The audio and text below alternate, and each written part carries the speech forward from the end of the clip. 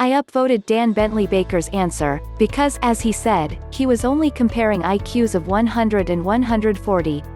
However, there is a freaky ability that kicks in at super high IQs, especially in people whose strongest suit is abstract reasoning or spatial reasoning, as opposed to verbal reasoning or numerical reasoning, which are the other categories in an IQ test. You can't have a super high IQ without scoring high in all four categories, so that freaky ability is probably shared by all whose IQ is 170 or more. My own IQ is 162 on tests calibrated on 16 standard deviations, e.g., Stanford Binet, or 158 on the sort that uses 15 standard deviations, e.g., Wechsler. That means fewer than 1 out of 18,000 score as high as, or higher than, I do. A Stanford Binet IQ score of 145 equates to a Wechsler IQ score of 142, and about 1 out of 400 score that high or higher. So a normal genius is far too dumb to have this freaky ability. I'm far dumber than people whose IQ is 170 or more.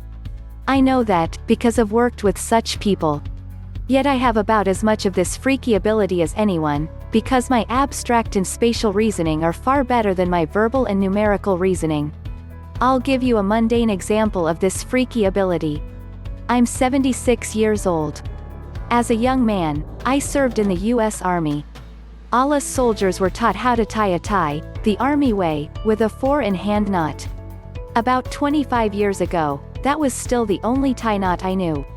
But then Nelson Mandela became South Africa's president, and I saw that his tie knot looked like an equilateral triangle except, of course, at its upper corners, which his collar hid, and at its bottom corner, where the tie emerged from a tiny opening. Years later, I would learn that it is called a Windsor knot, but at the time, I only knew that I loved it. So when I went to bed that night, I instructed my brain to figure out how to make that tie knot, and to awaken me when it finished. Hours later, I awoke from a dream that consisted solely of a tie slowly wrapping itself into that knot. I arose, grabbed a tie and replicated that motion, with it around my neck. I repeated that a couple more times, to make sure I wouldn't forget how to do it. Then I got dressed, so that I would have a collar to hide the knot's upper corners under. I retied the tie and looked at the result in a mirror. It was perfect, as I knew it would be.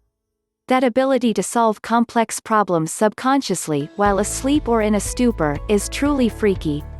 History's best known examples of it are the bathtub dream of Archimedes, and Einstein's ride alongside a light beam, which he surely had to be in a stupor to imagine. But folks with super high IQs can give plenty personal examples that are no less freaky, even when the results are as mundane as Mandela's tie knot.